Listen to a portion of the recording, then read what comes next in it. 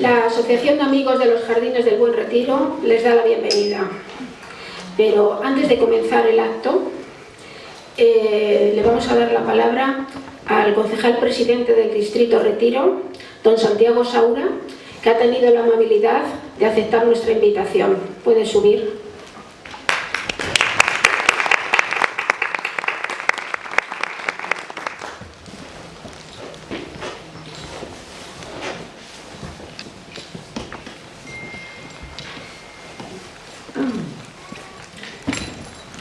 Buenas tardes, muchas gracias, bienvenidos, bienvenidas a este Centro Cultural Casa de Vacas, aquí en el Parque del Retiro. Además, Patrimonio Mundial de la UNESCO desde el pasado 25 de julio. Es un honor, como siempre, ver este salón de actos de la Casa de Vacas acoger eventos, conferencias, actividades de gran interés para mí mismo, para todos los vecinos del distrito y para los ciudadanos y visitantes de Madrid.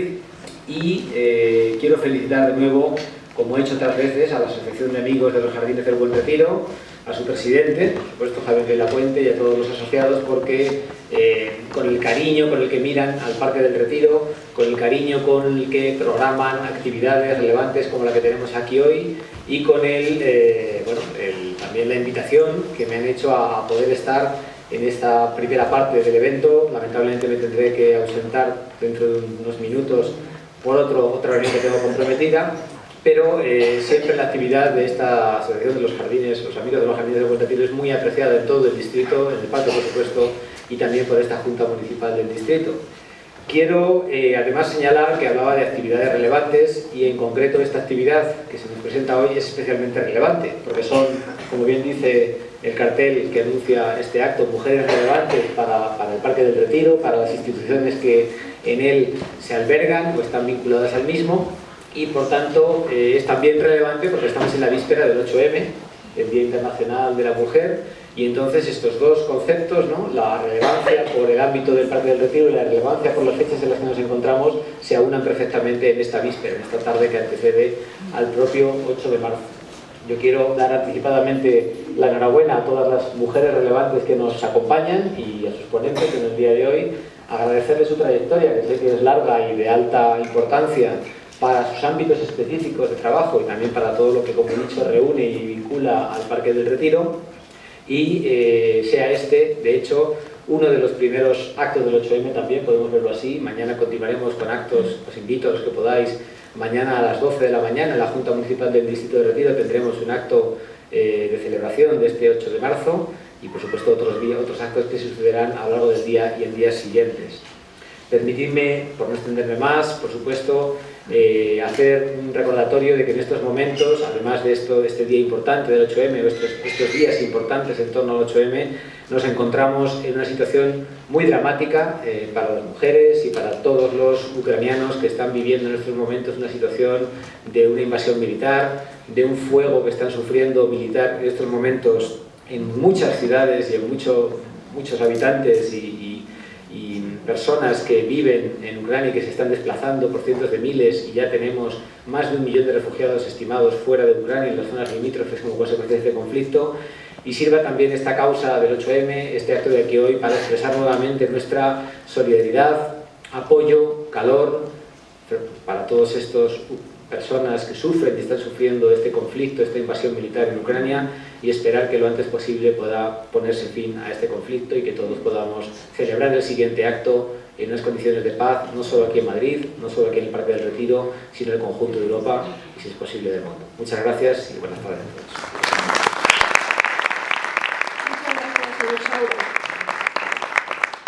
Bien,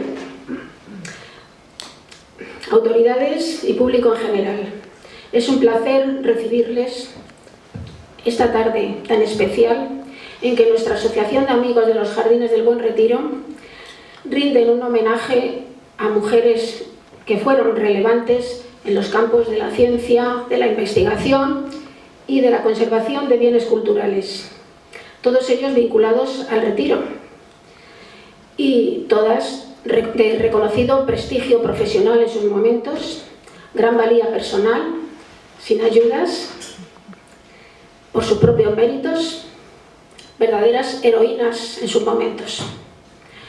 Ellas serán evocadas, a su vez, por las mujeres que me acompañan en el escenario, que representan a diferentes instituciones y organismos, ocupando cargos de responsabilidad, por tanto, también dignas de admiración, de haber llegado ahí, y de reconocimiento. Entonces ya voy a ir dando paso a cada una de las instituciones que contarán con un tiempo de 20 minutos, cada institución. Vamos a comenzar por Jardines del Buen Retiro. La ponente es doña Mónica Luengo Añón, que es miembro del Comité Científico Internacional de Paisajes Culturales y COMOS y también coordinadora del Bien Paisaje de la Luz. Va a evocar, en este caso, a doña Carmen Añón Feliu, que está aquí presente, que es paisajista y conservadora de los Jardines del Retiro. Así es que adelante. Gracias.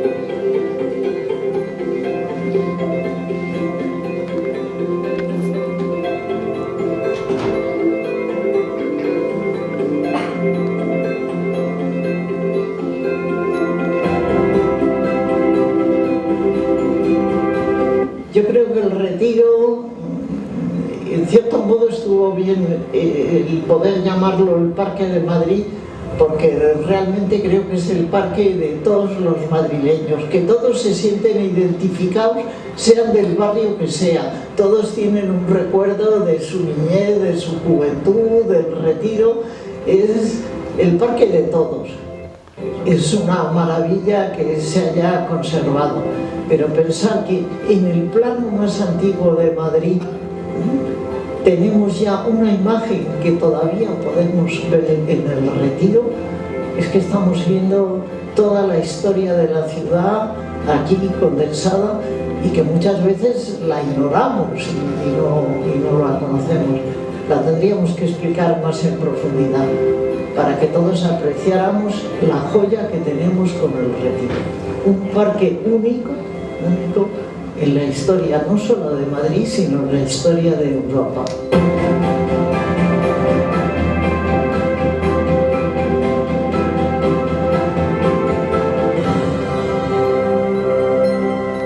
Como ha dicho el concejal, porque hoy el Retiro y el Paseo del Prado sean Paisaje de la Luz, sean Patrimonio Mundial, porque hay que reconocer que ella es la primera persona que tuvo esta idea de que podíamos presentarnos y se podía presentar esta candidatura. En primer lugar, quiero dar las gracias, por supuesto, a la Asociación de Amigos, porque siempre organizan unos eventos fantásticos que promueven la difusión y el conocimiento de este lugar tan espectacular, y luego porque hoy en especial lo hacen dedicado a las mujeres de las que mañana es el día, como todos tenemos en mente, y que además yo creo que ha elegido a unas mujeres muy distintas, muy variadas, y que ofrecen un poco esa perspectiva de todas las mujeres sin nombre, las que nunca vamos a conocer, que han vivido, han trabajado y han contribuido a que el Retiro sea lo que es hoy. Así que, Javier, Nuria, muchísimas gracias por dedicar este día. Y luego por dedicarlo también, claro, como hija, no puedo por menos de celebrar que se homenaje a mi madre, porque sé los muchísimos años y las muchísimas horas que le ha dedicado a este parque. Pero me ha tocado lo más difícil, que es hablar de ella, tan difícil que hasta para hablar de mi madre me he tenido que escribir unos papeles y me la conozco bien, pero por si acaso, y porque me la voy a cargar de todas maneras, diga lo que diga, he pensado que si me hacía unas notas breves quizá me tocaría menos regañina. Bueno, personalmente pienso que es también para ella, aunque diga que no, un bonito momento que la recuerda todas esas horas que ha pasado, dice ella, muchas veces debajo del castaño más bonito del Retiro, cuando trabajaba en ese pabellón de los jardines de Cecilia Rodríguez, donde estuvo durante muchísimos años llevando a cabo ese plan, ese proyecto de restauración integral del Retiro que se desarrolló entre 1993 y 2003. 10 años en las que desde luego pasó muchas horas aquí en este parque y que por eso conoce muy bien. Pero como imaginaba que el resto de las ponentes, aunque no soy... Gracias, Nuria, porque por ahora mi madre no tiene el Nobel, aunque todavía podemos esperar, no desesperamos que todo llegará, y yo todavía no soy una institución, que ya me gustaría, pero no represento a ninguna institución, nada más en este caso yo creo que el cariño de muchos madrileños que le debemos por su gestión. Y como imaginaba que el resto de las representantes iban a trazar unos rasgos biográficos sobre estas otras mujeres, pues creo que aunque sea unas pinceladas de su trayectoria tenía que dar. Ella nace en Barcelona, curiosamente esta persona que tanto ha hecho por Madrid, pues nace en Barcelona, aunque desde la adolescencia se afinca en Madrid, ya que es donde se ha desarrollado la mayoría de su trabajo. Casada desde muy joven, ha tenido 9 hijos, ni más ni menos hemos sido, y por eso su carrera profesional empezó un poquito más tarde y ya en edad un poco avanzada, diríamos ahora, en la cuarentena. Pero a pesar de eso, de decir que no descuidó en ningún momento a su familia, que nunca jamás nos hemos sentido abandonados, sino que nos ha hecho partícipes de ese amor por su profesión.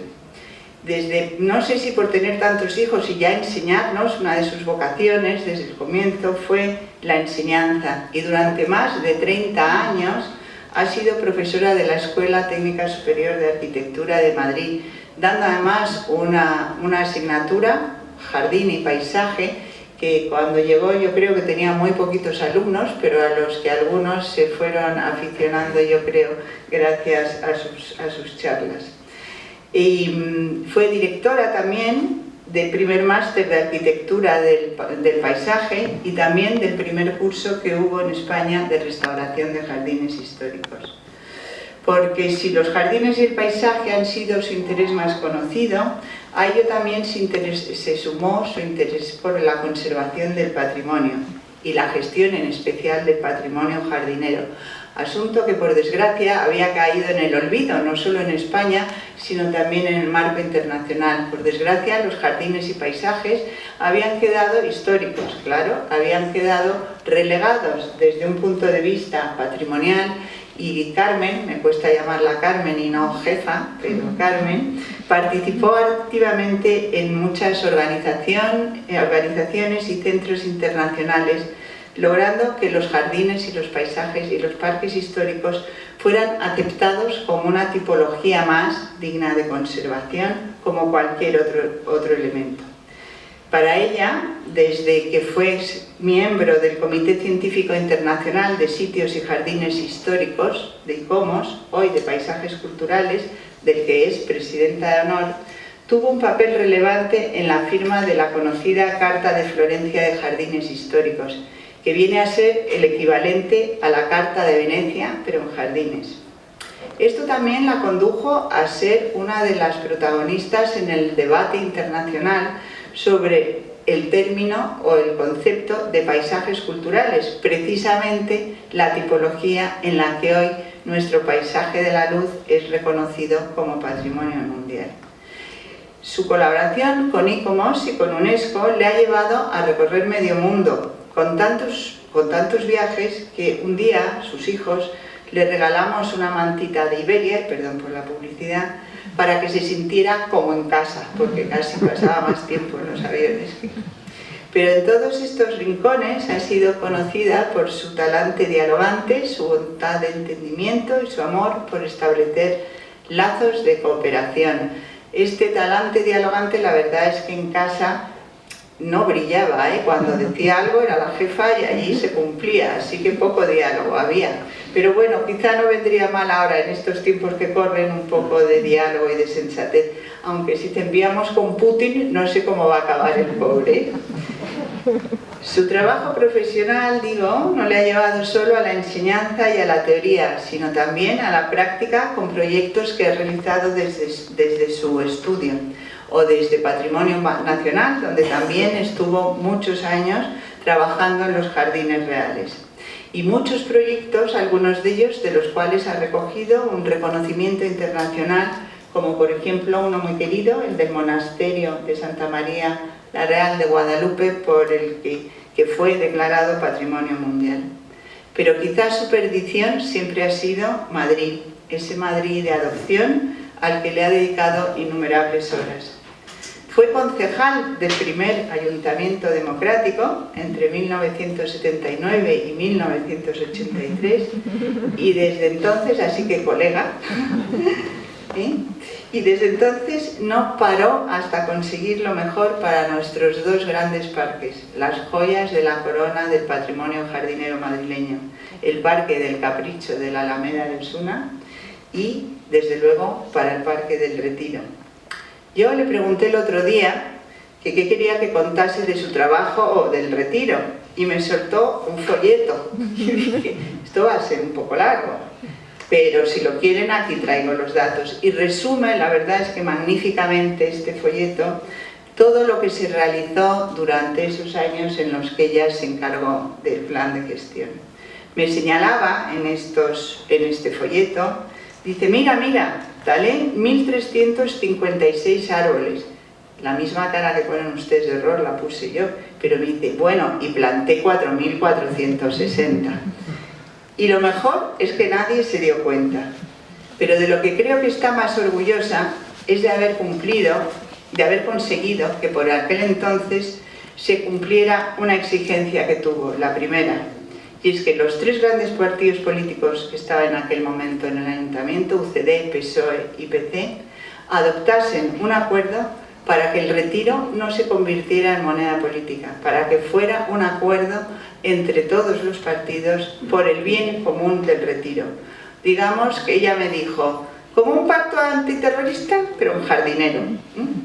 Y bueno, esto yo creo que se mantuvo durante muchos años. Ella me decía que todavía sigue pensando que las miras políticas son cortas y que todavía, incluso a pesar de la consideración de patrimonio mundial, no se han dado cuenta, y con esto se refiere a los responsables del ayuntamiento, presentes y pasados, que el Retiro es de todos los equipamientos del ayuntamiento el más rentable socialmente. En cualquier mañana de primavera se pueden encontrar más de 300.000 personas solo alrededor del estanque.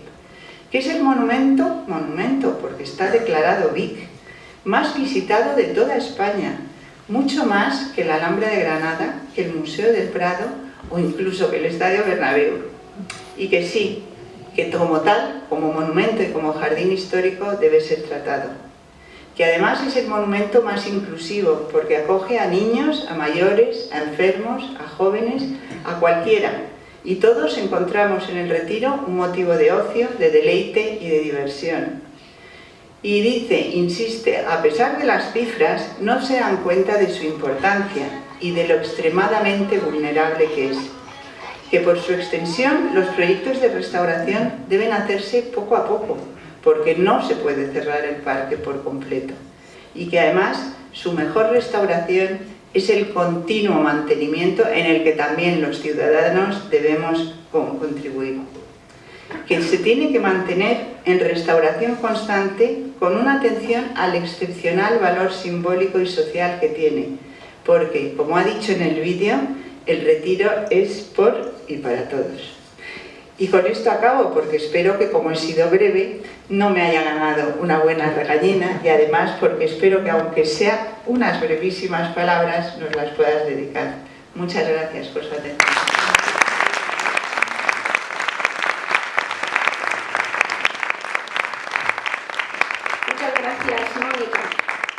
A continuación, por el Servicio Meteorológico Español, AEMET, las ponentes, doña Estrella Gutiérrez Herrera Marco, delegada territorial de la AEMET de Madrid, y doña Isabel Martínez Marco, jefa del área de aplicaciones de AEMET. Evocarán la figura de doña Felisa Martín Bravo, doctora en físicas. Muchas gracias. Buenas tardes a todos. Gracias, Javier. Gracias, Nuria. Voy a empezar, que tenemos poco tiempo. Hoy, vamos a poner en relevancia la figura de Felisa Martín Bravo, que, como decía Nuria, fue la primera doctora en físicas de España y la primera mujer meteoróloga del Estado. El Meteorológico Español se creó en 1887 por Real Decreto como Instituto Central Meteorológico. Luego fue cambiando de nombre en esos diversos años que ven ahí y al final, ahora mismo, después de la Ley de Agencias, somos Agencia Estatal de Meteorología en 2008. En la imagen ven, en 1892, el castillo que en principio era el castillo del telégrafo óptico, que luego fue utilizado, como les voy a contar ahora, como la sede del Instituto Central Meteorológico. Aquí tienen en la figura de la izquierda el primer director del museo, que fue el señor Galvis, y a su lado, esa era el personal que tenía el Instituto Central Meteorológico en esos años. Entonces, cuando se creó, por ese Real Decreto que les decía, le dijeron, lo nombraron director y le dijeron, bueno, te vamos a dar una sede para meteorología en Atocha. Y Galvis dijo, en Atocha es que no me viene bien porque yo necesito un sitio abierto, que vea las nubes, etc. Entonces él paseando, el propio Galvis, vio que estaba ya en estado, como que no estaba ya habitado, digamos, el castillo del Retiro, entonces lo propuso y se lo asignaron. Entonces él empezó a trabajar, en esa foto lo ven, en el castillo como estaba en 1911, que no es el estado en el que lo vemos actualmente, pero sí que quiero decir que tenemos un buen proyecto, como saben los amigos del Retiro, que vamos a empezar a restaurarlo ya y queremos que quede, el proyecto es que quede como estaba en origen, con las mismas ventanas, etc. Y lo vamos a destinar al Museo de la Meteorología. Luego aquí, en esta figura de la izquierda, ven el plano de lo que eran luego, más adelante en el tiempo, los edificios que constituían la sede del Instituto Central Meteorológico. Lo que ven con la letra A es ese castillo que les decía, donde estaba el primer Instituto Meteorológico, y luego fue extendiendo, se fueron construyendo otros edificios, cuando ya iba entrando más funcionarios, etc. Y el señalado como B, que es el que aparece en la foto que hice ayer, que está ya restaurado este edificio, pues aquí en esos dos edificios fueron donde se desarrolló la actividad de lo que hoy es AEMET. En marzo de 1893 se emitió el primer boletín meteorológico, que ven ahí en la foto de arriba, y que consistía, bueno, pues era una cosa muy sencilla, pero había badisovaras y una serie de medidas de observación, etc. Abajo ven la actividad que había dentro del Instituto Central Meteorológico. Se lanzaban globos sondas, se medían la temperatura, la presión, etc. Lo que es hoy, bueno, el Cuerpo de Meteorólogos y Auxiliares de Meteorología se crea por primera vez en el año 1913. Entonces, lo primero cómo se accedía, es que cuento esto porque es como va a acceder nuestra Felisa Martín Bravo, de la que vamos a hablar. Entonces, primero se accedía como a la escala auxiliares de meteorología, donde se desempeñaban 3 años en el puesto asignado, luego se aprobaba una memoria científica, se exigía que tuvieran una titulación determinada y con esto se ascendía a la escala de meteorólogos.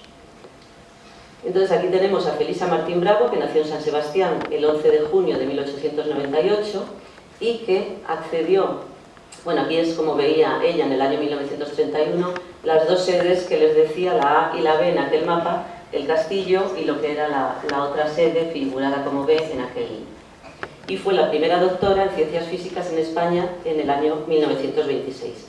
Compaginó luego los trabajos como auxiliar de meteorología con otros tipos de trabajo en la cátedra como ayudante de física en la Universidad Central y como investigadora y profesora en la universidad, en ese periodo que ven ahí, y becaria también en la cátedra Cajal del Instituto Nacional de Física y Química.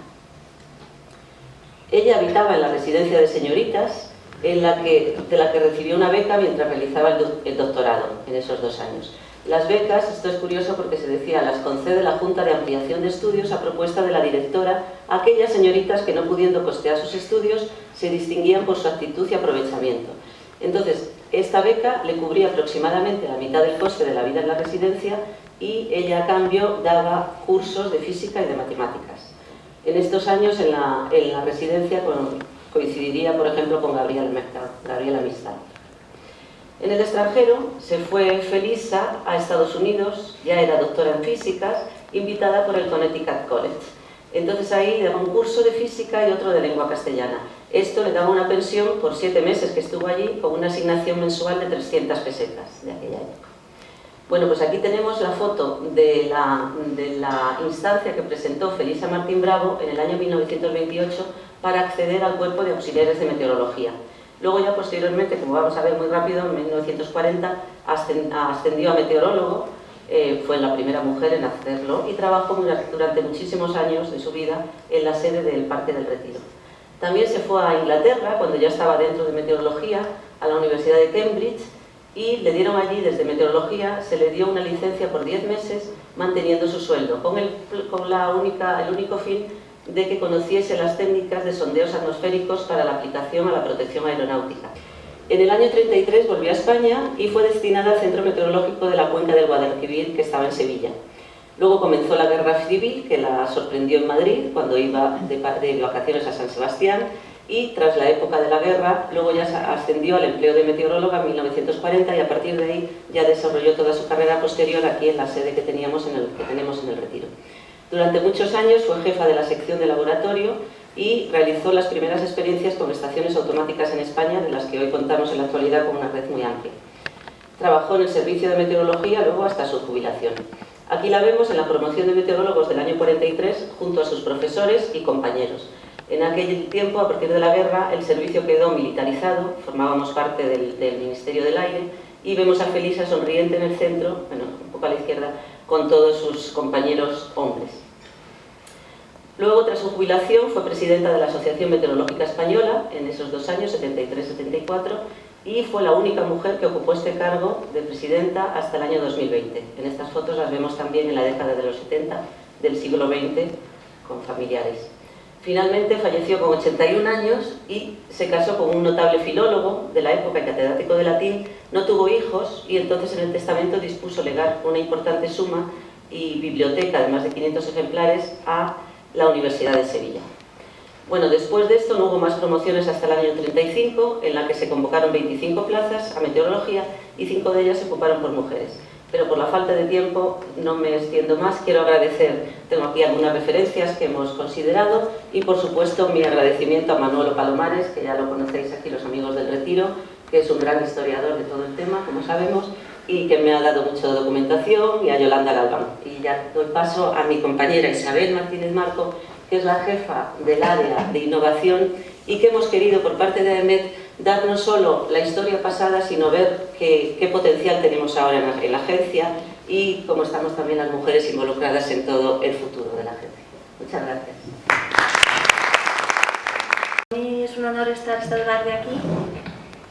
Voy a intentar simplemente poner una pincelada del trabajo que hemos desarrollado muchas mujeres y también muchos hombres, pero actualmente también muchas mujeres, y el que ha sido todo el trabajo que yo he desarrollado en mi carrera profesional. Llevo más de 30 años, exactamente 35 años trabajando en la Agencia Estatal de Meteorología y desde el principio trabajé en modelización numérica. Entonces voy a intentar explicarles brevemente en qué consiste y hacia dónde vamos. Lo que están acostumbrados a ver en la televisión es la predicción del tiempo, ¿verdad? Pero la predicción del tiempo se basa en modelos numéricos. Entonces vamos a ver un poquito cuáles son los diferentes alcances, los diferentes tipos de modelos y cuáles son todos aquellos que trabajamos en la agencia. Como no tenemos mucho tiempo, voy a ir un poquito deprisa. Bueno, pues todo esto surge por la idea de que nosotros teníamos las ecuaciones de Navier-Stokes y las teníamos que resolver. Y ahí surgen los modelos numéricos, ¿no? Cómo predecir hacia el futuro si tenemos las ecuaciones de los fluidos. Entonces los sistemas de predicción actuales se basan en esa modelización numérica. ¿Y por qué se llama modelización numérica? Porque vamos a tener que resolver las ecuaciones de forma discreta, porque son ecuaciones diferenciales en derivadas parciales de segundo orden que no se pueden resolver de forma analítica. Entonces ahí surgen los modelos, pero para establecer ese estado inicial necesitamos conocer las observaciones. Por eso en meteorología fue la primera institución en la que se desarrollaba un sistema global de telecomunicaciones para poder obtener las observaciones en tiempo real. Y también usamos potentes ordenadores porque hay que resolver todo un montón de puntos que están en todo el globo. Entonces, para ello tenemos siempre, normalmente en España, los ordenadores más potentes suelen estar en meteorología. Actualmente, con el nuevo ordenador, estamos en el segundo ordenador más grande que hay en España. Pero también este sistema Tierra tiene muchos problemas, ¿no? Que tenemos mucha incertidumbre en las condiciones iniciales, no linealidad, multiplicidad de escalas espaciales y temporales, un conocimiento insuficiente de las leyes de la física. La turbulencia, por ejemplo, solo la conocemos de forma estadística, pero no conocemos cuáles son sus leyes físicas.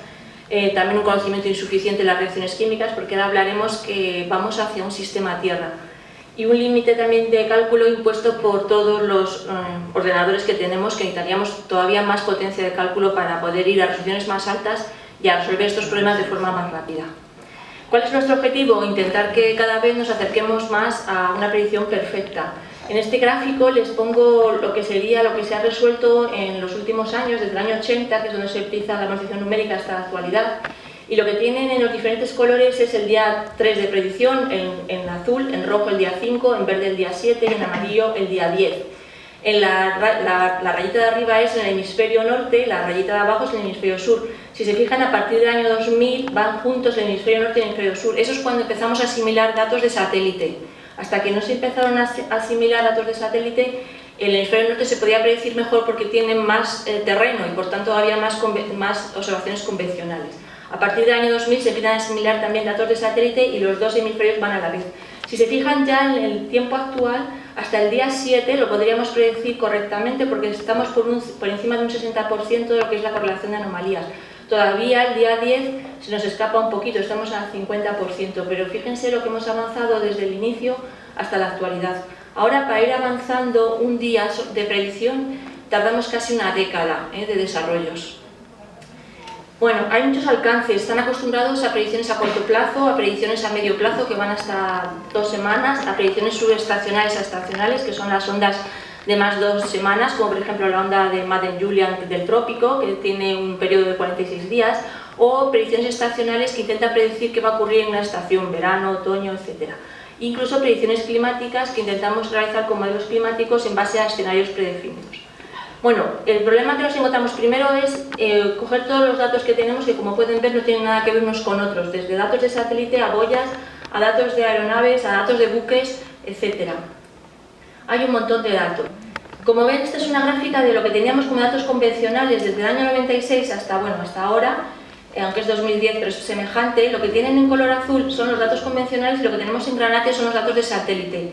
Hay muchísimos más datos de satélite. Esta gráfica están todos los datos de satélite que se han ido asimilando en los modelos numéricos hasta la actualidad. Y todos esos son todos los satélites que tenemos. Incluso ahora se van a mandar más nuevos a partir de los centinelas que habían oído sobre composición química. Bueno, lo que quiero decirles, porque vamos ya muy deprisa, es que vamos hacia un sistema Tierra. Hasta ahora estábamos acostumbrados a ver solamente predicción de la atmósfera. No, ahora ya esa predicción de la atmósfera se hace acoplando la atmósfera con el océano y el oleaje. Y además, en muy breve, vamos a tener también la composición química acoplada. O sea, vamos a tener una atmósfera no solamente física, que es el viento, la temperatura, la humedad, sino también concentraciones de composición química, concentraciones de qué está ocurriendo en la atmósfera en cuanto a reacciones. Lo que hacemos es que el globo lo dividimos en paralelepípedos y en esos paralelepípedos, en esos puntitos, resolvemos nuestras ecuaciones de Navier-Stokes. La resolución actual de un modelo global pues, suele ser de unos 9-10 kilómetros y de un modelo de área limitada entre 1 y 2 kilómetros de resolución. Tenemos también la atmósfera dividida en niveles verticales, aproximadamente más niveles cerca del suelo, mucho menos según nos vamos alejando, hasta 80 kilómetros de altura. Y actualmente modelos globales, por ejemplo, tienen 140 niveles en la vertical. Modelos de área limitada más pequeños tienen 60-65 niveles en la vertical, que resolvemos también numéricamente. Y todos estos procesos que ven aquí, como son las nubes, la arrastre de ondas orográfica, la turbulencia, etcétera, la química, lo vamos a resolver por parametrizaciones físicas que las tomamos de promediadas porque no podemos resolver lo que ocurre dentro de los paralelepípedos y en los cuales no tenemos puntitos. Entonces, cuando la nube es más pequeña que el paralelepípedo, pues lo tenemos que incluir como una parametrización física. Los modelos más importantes con los cuales trabaja la agencia es el modelo global del Centro Europeo, del cual somos miembros, y es el modelo, yo diría que es el mejor modelo del mundo, es mejor que los modelos americanos. Esto se hace todos los años. Se hace una prueba, la organiza la Organización Meteorológica Mundial y siempre sale ganando el modelo global del Centro Europeo. En la MES se utiliza para hacer la predicción que ustedes ven hasta 10 días y hasta mensual y estacional. Es un modelo de 9 kilómetros y tiene acoplado la atmósfera, el océano, la tierra que subyace, los hielos, todo eso está modelizado. Y ahora en breve, en unos años, tendrán también la composición química, desde el momento cero. Desde el momento cero de la predicción. Esto solo es el único modelo en el mundo que tiene todo esto ya acoplado.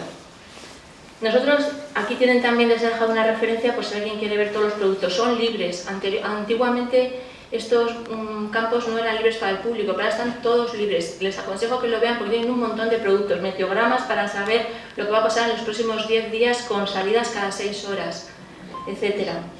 Y luego, en la EMET tenemos el modelo Harmony Arome, que es un modelo de alta resolución, de 2,5 kilómetros y 65 de densidad vertical. Yo empecé trabajando en el grupo GIRLAN. El grupo GIRLAN es un grupo europeo de modelización que abarcaba países especialmente escandinavos, y después se unieron con el otro consorcio, que es el consorcio Aladdin, que es el consorcio de los franceses y los países de Europa Oriental. Y ahora mismo están todos juntos en un único consorcio, tanto Aladdin como GIRLAN, y han generado el modelo Harmony Arome, que es ya la colaboración de 26 servicios meteorológicos. Este es el que generamos en AMET. Tenemos un área sobre Canarias y otro sobre la península de Baleares, y tiene, ya les digo, más resolución que el modelo global, que es el que corremos en el nuevo ordenador que tenemos. También corremos modelos de oleaje, que yo soy la jefa actual de ellos. Los modelos de oleaje, que son modelos de aguas profundas, que los dividimos en 15 áreas. Corremos también modelos costeros de alta, muy alta resolución, de 1 kilómetro cerca de las costas, donde podemos ver mejor cómo la propia costa y la batimetría de la costa influyen en el oleaje, en la influencia de las islas también, por ejemplo, en la forma del oleaje. Y también tenemos un sistema de predicción de calidad del aire, que también está dentro de mi grupo de actuación, donde tenemos un modelo global con un modelo de limitada de 0,5 y otro modelo de 0,1, y sacamos todos los días mapas que están en la página web externa, donde pueden ver cómo varía la concentración de los diferentes componentes químicos, como son el ozono, el dióxido de nitrógeno, el dióxido de azufre, el monóxido de carbono, y material particulado como PM10 y PM2,5. También estamos sacando actualmente índices de calidad del aire, y hoy precisamente el Ministerio ha lanzado un nuevo producto que ha hecho en colaboración con nosotros, que es el índice de calidad del aire previsto hora a hora a las próximas 48 horas, para saber cuál va a ser la calidad del aire en España. No tenemos todavía Canarias porque nos falta tener un inventario de emisiones. Y todo esto se corre en el superordenador Cirrus, que, como habrán visto también, se compró el año pasado en la EMET. Bueno, no es una compra, es un renting a 5 años, y ahora mismo es el segundo ordenador más potente de España. Tiene 140 nodos, almacenaje, cabinas de almacenaje, sistemas de interconexión, etcétera, que nos permiten llegar ya a un periodo pico de rendimiento de petaflops. Bueno, pues muchas gracias por todo, y espero que con esto vean un poco el trabajo que estamos haciendo y en el cual colaboramos muchísimas mujeres. Muchas gracias. Por el Real Observatorio Astronómico, las ponentes, doña Asunción Fuente Juan y doña Marina Rodríguez Varas, ambas astrónomas del observatorio, van a evocar a doña Antonia Ferrín Moreiras y doña Asunción Catalá y Poch, pioneras del estudio de la astronomía. Adelante.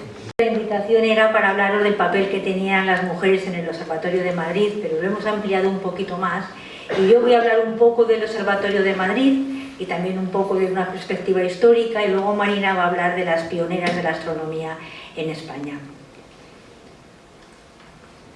En este momento en el Observatorio de Madrid hay 10 mujeres, que veis ahí, y esas 10 mujeres son un 41% de la plantilla del observatorio.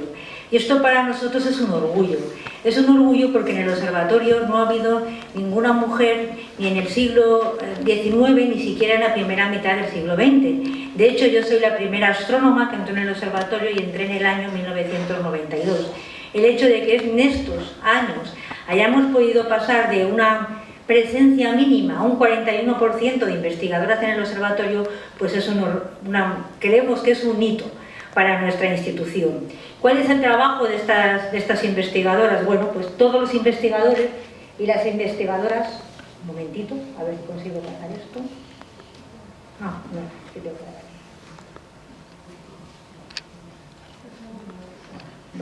Pues todos los investigadores y las investigadoras del observatorio lo que hacen realmente es basarse en los datos que obtenemos con telescopios, con los mejores telescopios del mundo, y a partir de ello intentar conocer en el universo.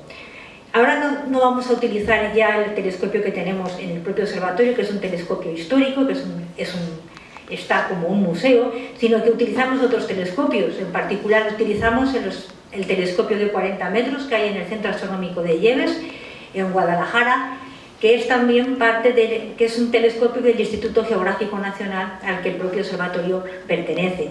También utilizamos el telescopio de Pico de Veleta en Granada, y el interferómetro de Noema, que está situado en Francia. Ambos telescopios pertenecen al Instituto de Radioastronomía Milimétrica, del que también el Instituto Geográfico Nacional es socio. Y también utilizamos otros telescopios, como puede ser, por ejemplo, el Gran Interferómetro ALMA, que está situado en Chile y es en este momento el mejor interferómetro del mundo. ¿Y qué hacemos con todos estos datos? Pues con todos estos datos intentamos comprender diferentes procesos. Uno de los grupos del observatorio intenta comprender cómo nacen las estrellas y cómo se forman los planetas. Ahí abajo veis una imagen, esta es en óptico, de una estrella que está rodeada de un disco de polvo y de gas, y en este disco es donde se va a formar el futuro sistema planetario. Comprender cómo se hace es uno de nuestros objetivos. Hay otro grupo que intenta entender la vida de las galaxias. Aquí, esta es una galaxia NG 1068, se parece a la nuestra un poco porque es una galaxia espiral y tiene un agujero negro en el centro, pero es muy distinta por otra parte porque es mucho más luminosa que la nuestra y forma estrellas a una velocidad mayor. Por último, hay otro grupo que está más centrado en estudiar cuáles son las últimas etapas en la vida de una estrella, que van a hacer también las últimas etapas en la vida del Sol. Esto es lo que es ahora el Observatorio Astronómico Nacional. En el observatorio no os podemos hablar de ninguna mujer relevante del siglo XIX ni del siglo XVIII, porque, como os he dicho antes, no lo ha habido, pero sí que hubo una mujer que tuvo importancia en los comienzos del observatorio. Y esta mujer es Carolina Herschel, ¿no? Seguramente todos habéis oído hablar de ella porque Carolina Herschel es una de las astrónomas más importantes que ha habido en la historia y además es un icono en este momento feminista y representa la contribución de las mujeres a la ciencia. La vida de Carolina no se puede entender sin la vida de su hermano William, porque ambos nacieron en Alemania en una familia de músicos. Carolina era de las pequeñas, William era de los mayores, y Carolina, por así decirlo, era una chica poco agraciada desde el principio, así que la familia la dedicó a los cuidados de los demás. Estaba destinada a cuidar de sus hermanos y a cuidar de sus padres, pero uno de los miembros de la familia, que fue William, que vio algo más en ella y vio que esa chica, que era tan poco agraciada, tenía una inteligencia excepcional y un interés excepcional tanto por las artes como por la ciencia. Él estuvo enseñando a su hermana durante toda su vida y entre ellos establecieron una colaboración profesional que duraría para siempre. William emigró a Inglaterra cuando tenía 19 años y allí al principio llevó una carrera muy importante como músico, porque primero tocaba el oboe, aprendió a tocar el violín, también fue organista y finalmente consiguió ser director de orquesta en una pequeña ciudad, la ciudad de Bath, y la foto que veis allí es la casa de los Herschel en Bath, que en este momento es un museo digamos, en honor de William y Carolina Herschel, ¿no? Carolina en un principio se quedó en Alemania cuidando de su padre enfermo, pero cuando su padre falleció se unió a su hermano y empezó a colaborar con él. Primero colaboró con él en la profesión de músico porque ella era soprano, pero cuando su hermano empezó a sentir mayor interés por la astronomía, empezó a colaborar con él como astrónoma. ¿Cómo se dio ese paso de tener interés en la música, tener interés en la astronomía? Pues es muy difícil de saber. Ahora sabemos que hubo algunos libros que leyó William Herschel que le dejaron totalmente sorprendido con la ciencia y empezó a aumentar su interés. Sabemos también que había un vecino en la ciudad de Bath que construía telescopios y le enseñó a construir telescopios y de hecho finalmente le regaló los utensilios para construir los telescopios.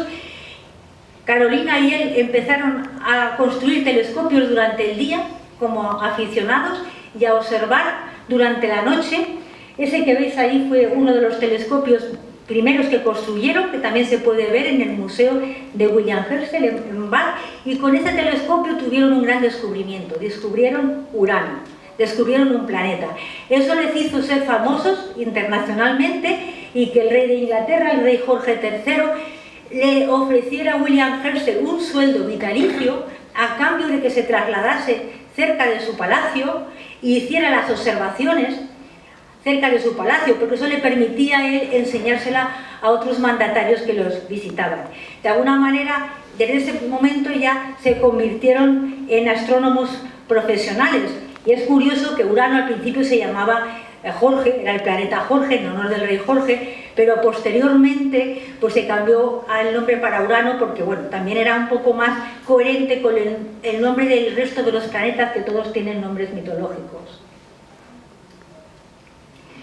Carolina y William se fueron a su nueva casa cerca de Windsor y allí siguieron construyendo telescopios cada vez mejores y tuvieron una enorme sucesión de descubrimientos a lo largo de su vida que hace que los dos sean los astrónomos, uno de los astrónomos más importantes de la historia. Entre ellos, por ejemplo, fueron los primeros que hicieron una medición del tamaño de la galaxia y también hicieron un catálogo de las nebulosas del hemisferio norte con más de 2000 nebulosas. Pero además de ayudar a su hermano, Carolina también trabajó por su cuenta porque su hermano le regaló un pequeño telescopio y con ese telescopio descubrió 8 cometas y 3 nebulosas. Al final el rey Jorge también le dio un sueldo a ella, que fue la primera astrónoma profesional, una astrónoma digamos pagada por su trabajo, y recibió diversas condecoraciones. ¿Y cuál es la ligadura de Carolina Herschel con el observatorio? Pues la ligadura es su faceta como constructora de telescopios, porque mientras Carolina y William estaban haciendo observaciones y construyendo telescopios en Inglaterra, en España, el rey Carlos III tuvo la iniciativa de crear un observatorio astronómico que quería que fuese del mismo nivel y de la misma categoría que los que ya había en París y en Londres. Aunque fue Carlos III el que promovió esta construcción, la construcción cuando se empezó ya había muerto Carlos III, ya estábamos con Carlos IV, en el reinado de Carlos IV, y aquí tenéis la imagen de cómo era el primer observatorio que se hizo en el Cerro de San Blas, que como veis tiene una puerta que daría a lo que ahora es la calle Alfonso VIII. Si queríamos tener el mejor telescopio, o sea, el mejor observatorio del mundo, necesitábamos el mejor telescopio del mundo. Y lo que hicieron fue contactar con los hermanos Herschel, que eran los mejores constructores que había de telescopios, y encargarles un telescopio. Cuanto más grande es un telescopio, es mejor telescopio, tiene más sensibilidad, se puede ver cosas más débiles. Y en la época en la que se estaba construyendo el observatorio, el telescopio más grande que habían construido los Herschel, es un telescopio que tenía un tubo de una longitud de 7,5 metros. Aquí veis una imagen del telescopio que tenían los Herschel construido en su propia casa, y lo que se hizo es que se encargó para el observatorio un telescopio similar. Este es un plano del telescopio de Herschel que se construyó en el observatorio. Este telescopio fue construido en Londres, se testeó, se comprobó en Londres que funcionaba bien. De hecho, William Herschel decía que era el mejor de sus telescopios porque tenía el mejor espejo. Se trasladó a Madrid, se construyó en Madrid. Sabemos que se hizo una observación porque hay un registro en el anuario del observatorio de la primera observación hecha con el telescopio Herschel, y a partir de este registro no tenemos mucha información de cuáles fueron los trabajos que se hicieron con el telescopio. Lo que sí que sabemos es que en 1808, cuando las tropas de Napoleón invadieron España y en concreto Madrid, el observatorio fue usado como polvorín, y en ese momento se destruyó el telescopio que había. Lo único que nos queda del primer telescopio Herschel, del original, es el espejo, que lo guardó uno de los astrónomos en su casa, y si visitáis el observatorio y veis el espejo, pues podéis recordar y estar orgullosos de que ese espejo fue pulido por los hermanos Herschel. Y ahora dejo paso a Marina, que os va a hablar de otras pioneras de la astronomía en España. Bueno, como os ha contado Asunción, Carolina Herschel fue una de las grandes pioneras de la astronomía en la historia y a nivel internacional. Hay otras mujeres que a lo largo de la historia han realizado importantes contribuciones a la ciencia en general, a la astronomía en particular, y que lo han hecho afrontando enormes adversidades y dificultades por la dificultad de sus países y épocas para poder acceder a la educación, a la ciencia y luego desarrollar sus capacidades científicas. Algunos ejemplos en astronomía serían, por ejemplo, el caso de Hipatia en la Alejandría, en la antigüedad, y después más adelante el caso de Maria Mitchell, o ya a principios del siglo XX las computadoras de Harvard, un poco más adelante Cecilia Payne, que planteó por primera vez la composición de las estrellas, o más adelante otros nombres como Jocelyn Bell o Vera Rubin. Vera Rubin, que planteó la demostración de la existencia de la materia oscura, que a día de hoy es uno de los campos punteros de investigación de la astrofísica. Estas mujeres, además de realizar importantes contribuciones, fueron referentes y derribaron barreras que han permitido que a día de hoy las astrónomas que trabajamos en esta ciencia estemos donde estamos. Pero en este caso queríamos hablarles no solo de astrónomas a nivel internacional, sino particularmente de dos pioneras de la astronomía española, que son Antonia Ferrín y Asunción Catalá. Antonia Ferrín fue una astrónoma gallega que inició su carrera y la desarrolló a principios y mediados del siglo XX, lo cual es algo enorme de decir porque es una época súper difícil para conseguir ser astrónoma y desarrollar ciencia en el contexto histórico en España, y al mismo tiempo es algo que se queda corto para describir su trayectoria, porque no solo fue astrónoma, fue también matemática, desarrolló una enorme tarea docente y investigadora a lo largo de todo el siglo XX. Antonia Ferrín nace en 1914 en Orense, con la fortuna de nacer en el seno de una familia cuyo padre, profesor de matemáticas, tiene la determinación de que sus hijas, aunque sean todas chicas, si lo desean puedan estudiar en la universidad, ya a principios del siglo XX. Y con un gran criterio, porque Antonia además tenía una capacidad extraordinaria. En 1930 se matricula en química en la Universidad de Santiago de Compostela y realiza sus estudios, además con becas y matrículas gratuitas, porque su familia tiene una gran determinación por el conocimiento, pero pocos medios económicos, pero lo lleva a cabo y se licencia en química en 1935. Incluso antes de acabar sus estudios en química, ya trabaja como ayudante en la docencia de matemáticas y física de la Universidad de Compostela, y además consigue también el título de maestra nacional en 1935 junto con el de química.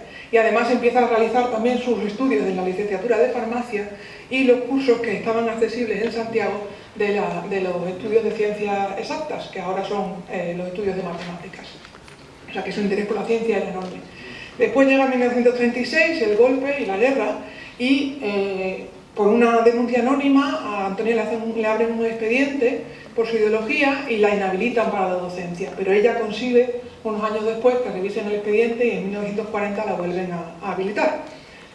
En 1940 además finaliza sus estudios de farmacia, segunda licenciatura, y además conoce a Ramón María Ayer, un astrónomo gallego, fundador y director del Observatorio Astronómico de la Universidad de Santiago de Compostela, y a partir de ahí inicia su colaboración y su trabajo en el campo de la astronomía. En 1950 acaba la licenciatura de matemáticas, su tercera licenciatura, y además durante todos esos años, ya trabajando en el Observatorio Astronómico de Santiago, desarrolla su trabajo y presenta en 1963 su tesis doctoral, con lo cual es la primera doctora en astronomía en España, muchos años después que Felisa Bravo, pero bueno, que en medio habían pasado muchas cosas históricas. A partir de ahí, además ella contribuye a que se cree la Facultad de Matemáticas de la Universidad de Santiago, es la primera mujer profesora de la Facultad de Ciencias de la Universidad de Santiago de Compostela, y a partir de ahí hasta su jubilación desarrolla una inmensa labor docente e investigadora que la convierten en la pionera de la astronomía española. Y es una figura poco conocida y poco reconocida a pesar del enorme mérito que tiene todo lo que desarrolla. Por su parte, Asunción Catalá es una astrónoma catalana que nació en 1925 en Barcelona y compartió con Antonia Ferrín la fortuna de nacer en una familia, porque había que tener suerte en aquella época para poder hacer ciencia, en una familia cuyos progenitores tenían la determinación de que tanto sus hijos como sus hijas pudieran acceder al conocimiento, a la educación que deseaban. Ella además se interesó por la astronomía gracias a un tío abuelo que la llevaba a ella y a sus hermanos al campo y le enseñaba las maravillas del cielo. A partir de ahí nació su interés y entonces se matriculó en la universidad en la licenciatura de matemáticas, que era la carrera mediante la cual uno estudiaba astronomía en aquella época.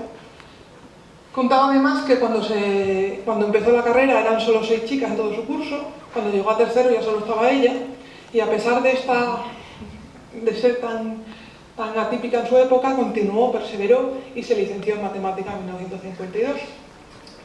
Posteriormente dio clase y trabajó, pero además desarrolló su tesis doctoral en astronomía y la defendió en 1975, con lo cual fue la primera doctora en matemáticas, que era el campo de la astronomía, de la Universidad de Barcelona. Y a partir de ahí fue profesora del Departamento de Astronomía de la Universidad de Barcelona y desarrolló todo su trabajo de investigación y de docencia en el departamento. Además nos representó internacionalmente porque fue durante 15 años la representante española en la Comisión de Enseñanza de la Astronomía de la Unión Astronómica Internacional, e incluso su afición por la ciencia era tanta que cuando se retiró fue durante muchos años asesora científica de la edición española de National Geographic. O sea que ambos casos son ejemplos de dedicación a la ciencia, de constancia y de un trabajo incansable para contribuir tanto a la labor docente como investigadora de la ciencia en España. Por suerte, a día de hoy, las astrónomas en España ya no se cuentan con los dedos de una mano, somos bastantes más.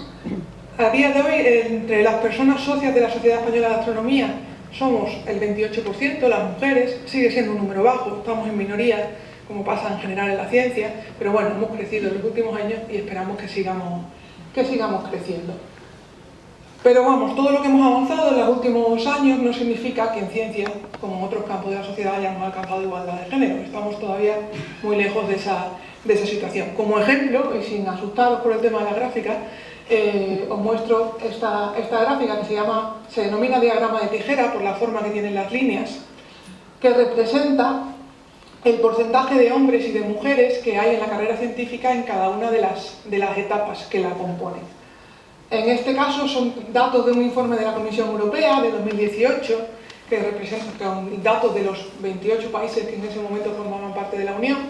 Representa, como decía, porcentaje de hombres y de mujeres en universidad, doctorado y las diferentes etapas de la carrera profesional, en azul para los hombres, en naranja para las mujeres, línea continua los datos de 2016 y discontinua para 2013. Y lo que vemos es que estos son todas las disciplinas científicas, no específicamente la ciencia, y vemos que aunque en los estudios universitarios tenemos una cierta paridad, cercana al 50, incluso con un número superior de mujeres, la relación se invierte en la fase de doctorado y a lo largo de la carrera profesional se separa y cada vez tenemos más hombres según avanzamos hacia las categorías más altas. Lo cual, pues lo que muestra es que a las mujeres nos cuesta muchísimo más en la carrera profesional avanzar hacia las posiciones más altas, más reconocidas, de liderazgo, de responsabilidad, de reconocimiento de méritos científicos a día de hoy. Hasta el punto que en las categorías más altas casi el 80% de las personas son hombres y apenas un poco más del 20% son mujeres. Estas son todas las disciplinas académicas. Si nos centramos en la ciencia, la situación es peor que esta. Así que bueno, este fenómeno en concreto es el techo de cristal y se compone por muchos factores, desde la desigualdad en la conciliación familiar y laboral, a diferentes condiciones laborales, a sesgos intrínsecos de la ciencia dentro del ámbito que hace que no evaluemos igual los méritos de unos y de otras, etc. Por lo cual, lo que quiero decir es que aún nos queda mucho trabajo por hacer, aunque por suerte estamos avanzando, poquito a poco, hay que avanzar más rápido. Y todo esto es necesario hacerlo por muchos motivos. Primero, porque el acceso a la educación, a la ciencia y al desarrollo de nuestro potencial es un derecho que deberíamos poder desarrollar toda persona en igualdad. Segundo, porque la ciencia es necesaria para afrontar los retos de la sociedad, del presente y del futuro, y para ello es necesario que la ciencia cuente con el potencial de toda la humanidad y no nos perdamos el potencial de la mitad de ella, y todo ello en resumen lo que significa que el mundo necesita a la ciencia y la ciencia necesita a las mujeres.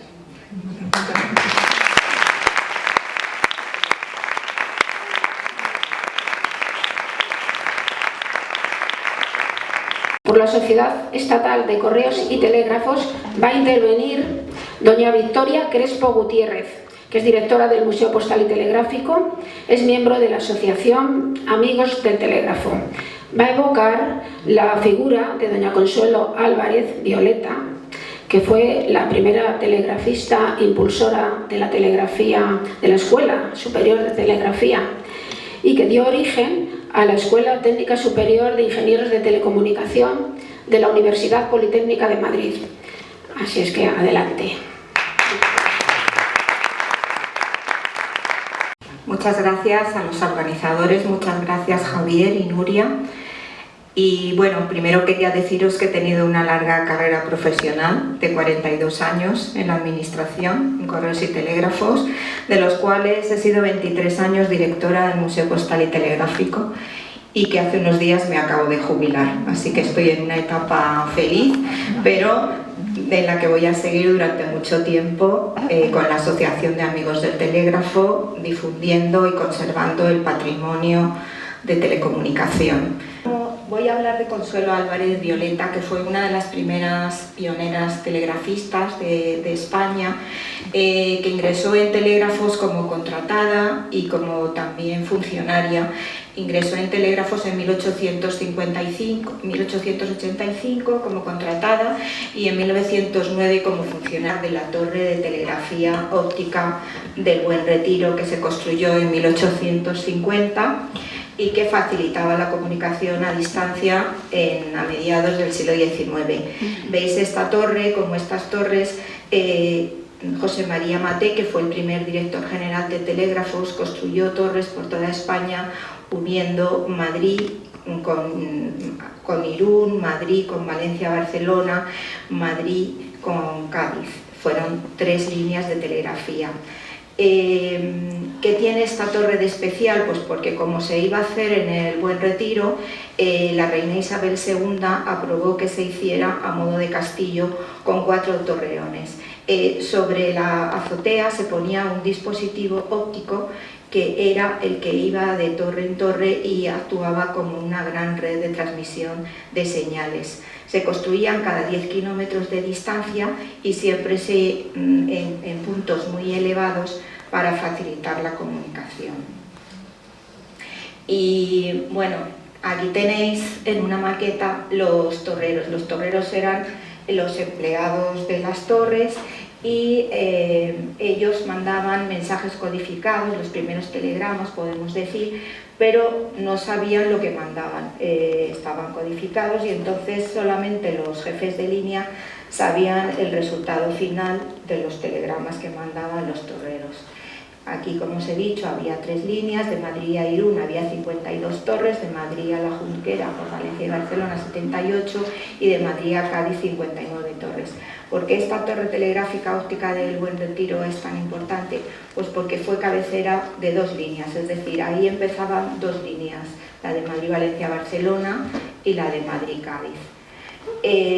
Esta torre es sin duda un lugar emblemático y se puede considerar como un lugar donde nacen las telecomunicaciones, porque no solamente es un punto importante de telegrafía óptica, sino también ahí se hace la primera escuela de telegrafía eléctrica, es decir, un grupo de estos torreros en 1852 se forman en el manejo de los primeros aparatos telegráficos eléctricos y se pueden considerar como los primeros telegrafistas. En 1855 se promulga una ley por la cual se va a unir por telegrafía eléctrica Madrid con todas las capitales de provincia y a partir de ahí se crea el cuerpo de telégrafos que va a tener en sus manos pues tanto la telegrafía eléctrica como la telefonía y también la radio. Y aquí tenemos a Consuelo Álvarez Violeta, que bueno, he sido biógrafa suya, ha sido una mujer muy olvidada, pero con gran peso en la historia de España. Ella fue una de las primeras periodistas, también escritora de la generación del 98 y defensora de los derechos de la mujer. Y a través de 5 preguntas pues vamos a ver un poco de manera breve su biografía. ¿Por qué Consuelo entra a trabajar como telegrafista con 17 años y permanece toda su vida en telégrafos? Bueno, decir que ella nace en Barcelona en 1867, aunque toda su carrera la desarrolla en Madrid. Era de una familia pues acomodada, numerosa. Su padre era funcionario público y además dirigía un colegio. Y su madre, el segundo apellido de ella es Poole, era inglesa, de una familia de ingenieros ingleses que vienen a mediados del siglo XIX a dirigir por las explotaciones mineras de carbón de España. Y bueno, a ella le cambió la vida porque con 16 años pues se queda huérfana de padre. Entonces ve que su opción es trabajar en una institución que admite a las mujeres. La primera mujer de telégrafos que entra a trabajar es en 1881 y lo pudo hacer porque era mujer de telegrafista, o sea, podía ser mujer, hija o hermana de telegrafista en 1881. En 1883 ya hay una escuela de telégrafos, se crea unido a la Asociación para la Enseñanza de la Mujer, que dependía a su vez de la Institución Libre de Enseñanza. Entonces allí iba Consuelo Álvarez pues a formarse y sobre todo pues a aprender el manejo del aparato Morse, que era lo más difícil de la época. En 1884 ya hay un director general de telégrafos, Gregorio Cruzada Villamil, que permite ya la entrada a las mujeres, aunque no sean familiares de telegrafistas, siendo mayores de 16 años. Y aquí vemos a Consuelo Álvarez en el centro, de las que están sentadas con su sombrero, que siempre llevaban unos sombreros estupendos para hacerse valer en un mundo de hombres. Por lo menos ella era bajita, rubia, con ojos azules, y el sombrero era su signo distintivo, ¿no? Estas mujeres, que efectivamente entran en la escala de auxiliares, solo cobraban 625 pesetas al año, mientras que los aspirantes a telegrafistas cobraban 1000. Era un momento en que empiezan también las primeras, además de telégrafos, empieza la telefonía, y necesitaban pues hombres y mujeres para hacer frente a todos estos avances. Entonces, ella aprueba en 1885, como ya os he dicho, con 17 años, pero sin embargo, por una cuestión administrativa, pues no puede ingresar hasta 1908, y también le va cambiando la vida. Pertenece también a la primera generación de mujeres telegrafistas por oposición. Es la primera vez que en España las mujeres pueden optar a una oposición, y es en 1909. Esta oposición la aprueba ella con 40 años, su hija Esther con 16 y Clara Campoamor con 21 años. Consuelo fue redactora de la revista El Telegrafista Español, y desde esa revista técnica especializada pide la Escuela Superior de Telegrafía, una escuela técnica superior, para que aquellas personas de telégrafos, los oficiales que quieran estudiar en la escuela, pues que lo hagan y dirijan la corporación técnicamente. Después habrá otros que lo dirijan administrativamente, y por último dice ella que habrá una necesaria masa de labor igual de representativa que será indispensable para toda la organización. El 3 de junio de 1913 se inaugura en el Palacio de Montezuma esta escuela, en la que entran los oficiales del cuerpo de telégrafos una vez que hacen un determinado examen, y es por donde allí hay ya 3 secciones, una de radiotelegrafía, otra de aplicación e ingreso en el cuerpo de telégrafos, y por último los de los estudios superiores, que son los que dan lugar a los ingenieros de telecomunicación. Esta es la primera promoción de estos ingenieros de telégrafos, que luego son ingenieros de telecomunicación. Son los primeros que realizan el primer plan de telefonía en España en 1917, la carrera dura del 13 al 17, y realizan también el traslado de la red telegráfica desde el edificio de telégrafos de la Plaza de Puentejos al Palacio de Comunicaciones de Madrid.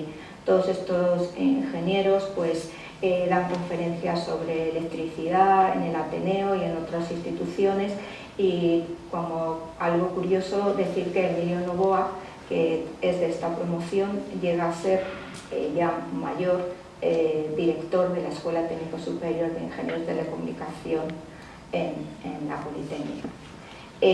Consuelo Álvarez también consigue que las mujeres telegrafistas ingresen en 1925 en la Asociación Cultural del Círculo Telegráfico, y porque hasta entonces estaba vetado a las mujeres el ingreso.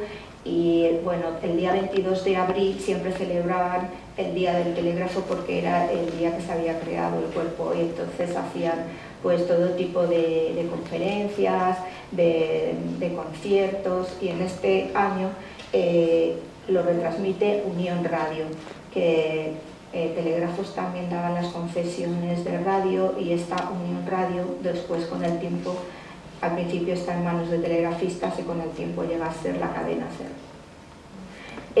Cuando se crea el sindicato de telégrafos, pues Consuelo tiene 64 años, pero ella se presenta para defender a sus compañeros y para ser representante sindical y luchar por sus mejoras profesionales y sociales. Y aquí tenemos un poco la contestación a por qué permanece en telégrafos, porque es un cuerpo progresista donde los funcionarios, además de tener un trabajo técnico, pues son literatos, son músicos, son pintores, y ella se siente pues, respaldada y querida por todos ellos. ¿Cuál es para la periodista Consuelo Álvarez Violeta el papel que representa la prensa y la radio en la sociedad? Bueno, aquí en esta foto se la ve en una mesa de presidencia de integrantes del periódico El País, donde ella está desde 1904 a 1921, y en la parte de detrás, con el número 4, está Benito Pérez Galdós, que escribía para este periódico y que fue muy amigo suyo y tuvo con él mucha correspondencia epistolar. Para Consuelo Álvarez, que fue una de las primeras periodistas españolas, ingresó en la Asociación de la Prensa de Madrid como la número 4 en 1907. El periodismo era para ella importante, debía de estar al servicio de la sociedad, poner de manifiesto los males de la sociedad y aportar soluciones, y debía tener una misión educativa, instructiva y moralizadora. Aquí veis cómo eran las rotativas del periódico El País en esa época, cómo tenían los coches para distribución de la prensa, cómo era la mesa de redacción, que ahora decimos, y que realmente era una mesa grande donde se sentaban a los lados pues, los escritores, y allí mismo confeccionaban sus crónicas y las entregaban a mano, claro.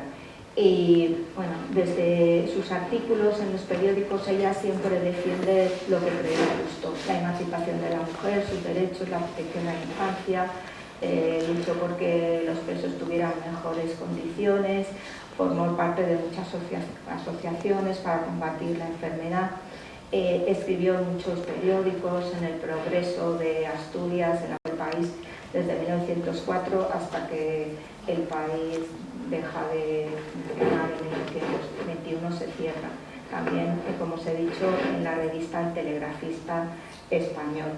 Fue jefa de prensa, que esto sí que era muy difícil en esa época, con 3 directores generales de telégrafos, con Franco Rodríguez, con Emilio Ortuño y con Navarro Llorente. Fue también la primera mujer periodista de radio.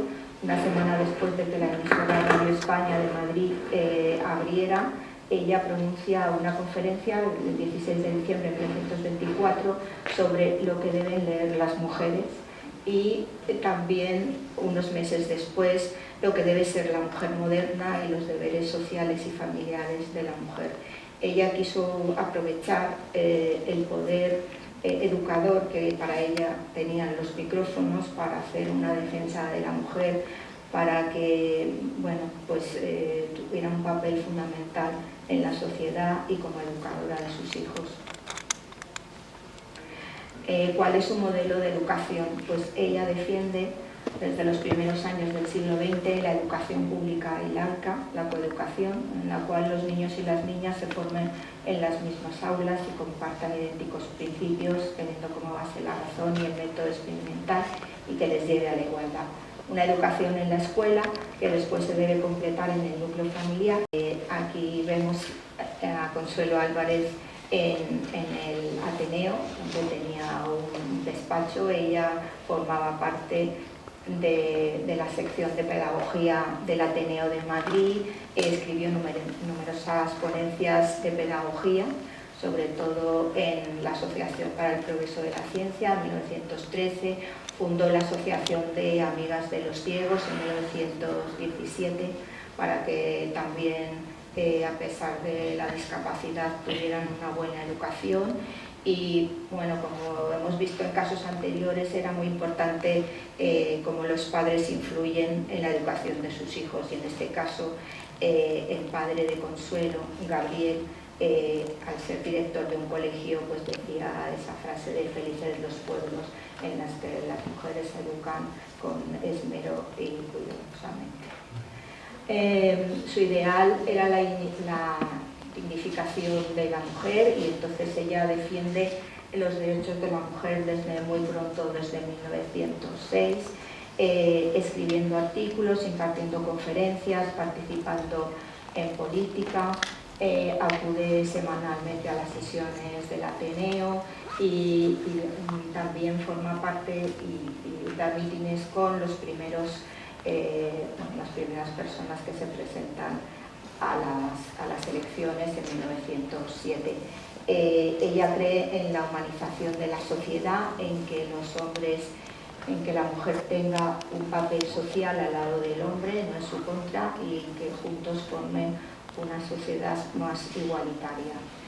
Se relaciona en el Ateneo desde 1907 a 1936 pues, con Benito Pérez Galdós, con Joaquín Costa, con los hermanos Machado, con Azorín, en fin, con todos los intelectuales de la época. Y una de las cosas que hacen en el Ateneo es reunir a todas las mujeres que en el 31 se presentan por cualquier partido político, para dejar claro que siempre hablarían todas ellas sobre el voto de la mujer. Aquí también la vemos una vez más con los empleados del periódico El País, que se ven desde los niños que reparten los periódicos hasta los corresponsales, y ella en el centro, y hay aproximadamente 70 personas, como podéis ver. Ella se presenta en 1931, y cuando ve que no puede, cuando no saca escaño, pues se vuelve con su amiga, la telegrafista Clara Campoamor, y comienza pues a hacer opinión favorable al voto femenino pues a través de la prensa liberal, de las emisiones de radio, de los grupos intelectuales y también del cuerpo progresista, del cuerpo de telégrafos. Fue un día importantísimo el 1 de octubre de 1931, cuando se aprueba el voto para la mujer, igual que lo fue para Clara Campoamor, solo que Consuelo Álvarez llevaba 24 años de lucha antes que ella. Y por último, terminamos con la torre de telegrafía óptica del Buen Retiro. Como hemos dicho, representa a la Asociación de Amigos del Telégrafo, y que nos gustaría que se rehabilitara la torre telegráfica del Buen Retiro conforme a su uso original de torre de telegrafía óptica y eléctrica. Y como hemos visto con las personas de AEMET, nos gustaría pues llegar a un acuerdo para que, además de un museo de meteorología, hubiera un espacio para un museo de telegrafía, puesto que es un lugar emblemático para la telegrafía. Hemos detectado además que había un paseo del telégrafo que pasaba por delante de la torre desde 1900, que está documentado en planos, que a lo mejor también sería bonito reseñar todo eso. Y nada más, ha sido un placer. Ahora estoy en la Asociación de Amigos del Telégrafo, también estoy en el Consejo Cívico-Social, y como os he dicho, pues voy a seguir ocupándome del patrimonio telegráfico. Muchas gracias. Por el Instituto Escuela Isabel la Católica interviene doña Encarna Martínez Alfaro, profesora del Instituto Isabel la Católica. Evoca a doña María Teresa Martín Toral, que era licenciada en Ciencias Químicas y Farmacéuticas.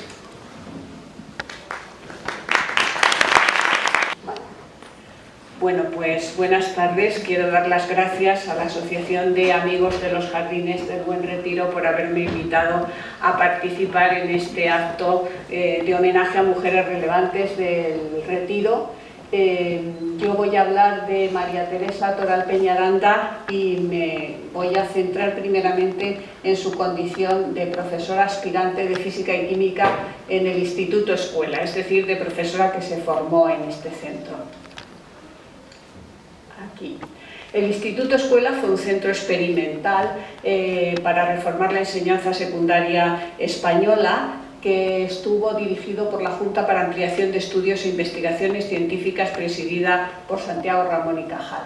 Estuvo abierto desde 1918 hasta 1936 y tuvo dos sedes. La sección Hipódromo, que estuvo en un pabellón de la Residencia de Estudiantes, y la sección Retiro, que es el actual edificio más antiguo del Instituto Isabel la Católica. Bueno, pues el Instituto Escuela se propuso dos objetivos fundamentales: reformar y modernizar la enseñanza secundaria española y formar al profesorado. Y este es el aspecto que me interesa, porque en la formación del profesorado puso un especial cuidado el Instituto Escuela, de forma que no ha sido todavía superada esta formación. Consistía en una formación didáctica, teórica y práctica de 1 o 2 años, dando clases los profesores en el instituto bajo la supervisión de los catedráticos y con una formación pedagógica complementaria. Después tenían una formación científica complementaria de sus estudios en la universidad, en instituciones dirigidas por la Junta. En el caso de los alumnos de Física y Química, pues de los laboratorios del Instituto Nacional de Física y Química. Así, por ejemplo, Felisa Martín Bravo, de la que se ha hablado, que fue también profesora aspirante del Instituto Escuela entre 1919 y 1923, trabajó en esos laboratorios con el científico Julio Palacios, y María Teresa Toral trabajó con Enrique Moles. Y les proporcionaba también el conocimiento del francés, inglés y alemán, para que de esa manera luego después ellas pudieran completar en el exterior sus estudios en instituciones científicas de países europeos o de Estados Unidos. Así, Felisa, hemos visto que había estado pensionada en 2 ocasiones, la primera en Estados Unidos y la segunda en Cambridge, y María Teresa recibió una pensión en 1936 para ir a Londres, que no pudo disfrutar por el estallido de la Guerra Civil. Formaron 34 profesoras en el área de ciencias, 18 de ellas en la sección Retiro, y ahí en los gráficos tienen la proporción de las profesoras con respecto a los profesores de ciencias, su distribución por especialidades y las que fueron pensionadas, que llegaron hasta un 25%, casi un 25%. Bueno, pues con esta formación tan magnífica les esperaba un gran futuro profesional a estas profesoras. Lo que pasa es que esto se vio truncado por la guerra civil primeramente y luego por la posguerra, puesto que en el franquismo algunas de ellas consiguieron, tras la depuración, mantener su puesto de trabajo, pero otras fueron sancionadas perdiendo sus cátedras o sus puestos en las instituciones científicas y vivieron el exilio interior, o bien se tuvieron que marchar al exterior, como fue el caso de María Teresa. Y ahora me centro ya en María Teresa Toral Peñaranda, que nació en Madrid en 1911, era hija de una familia acomodada y culta. Su padre, José Toral, era escritor y notario, y su madre, Carolina Peñaranda, pertenecía a una rica familia de hacendados puertorriqueños y era una gran aficionada a la música. Ella era la tercera de 7 hermanos y realizó sus estudios de primaria en el Colegio de San Luis de los Franceses, que proporciona una enseñanza bilingüe, y allí estudió el primero de los idiomas de los 5 que dominó. Dominó el francés, inglés, alemán, italiano y ruso. El bachillerato lo estudió en el Instituto Cardenal Cisneros, pero además empezó a compaginar estos estudios con los musicales, con su tía América Peñaranda, que era musicóloga, y estudió también dibujo y pintura en la Escuela de Artes y Oficios Artísticos. Desde pequeña demostró una extraordinaria inteligencia y una gran sensibilidad artística. Inició sus estudios universitarios en 1926, su padre la animó a estudiar farmacia, pero como su auténtica vocación era la química, pues estudió las dos cosas, farmacia y ciencias químicas. En 1933 hizo el examen de fin de carrera de ciencias químicas con premio extraordinario y ese año empezó su tesis doctoral, que concluyó en 1937 cuando se convirtió en doctora. La tesis era sobre la determinación de pesos atómicos por densidad de gases. Cuando llegó a la universidad era la época de la dictadura de Primo de Rivera, la dictadura estaba en crisis y tenía una gran contestación por parte de todos los sectores, pero sobre todo del mundo intelectual y universitario, y María Teresa participó en esa oposición. Fue el momento de su toma de conciencia y compromiso político. Luego, cuando llegó la República, pues vivió una etapa plena de libertad y también, como el resto de las mujeres, pues tuvo la posibilidad de la igualdad legal y el derecho al voto, y además ocuparon muchos espacios sociales que antes estaban reservados exclusivamente para los varones. Su iniciación profesional comienza en el Instituto Escuela como profesora aspirante de Física y Química, como ya hemos visto. Al mismo tiempo entra también en el Instituto Nacional de Física y Química como ayudante del profesor Moles, que era un especialista en pesos atómicos y volúmenes moleculares y una figura de reconocimiento internacional. Allí estuvo hasta el 39. Y, como ya he comentado, en 1936 pues, obtuvo una pensión en Londres para estudiar isotopía que no pudo llegar a disfrutar por el estallido de la guerra. En esta época hace sus primeras publicaciones, 4 en los anales de la Sociedad Española de Física y Química, 2 en la revista francesa Conranty, 1 en la revista inglesa Translation of Faraday Society y otro en una revista alemana de química inorgánica. Como vemos, sus publicaciones tuvieron una repercusión internacional, eran sobre pesos atómicos fundamentalmente, y algunas pues las firmaba con el profesor Moles.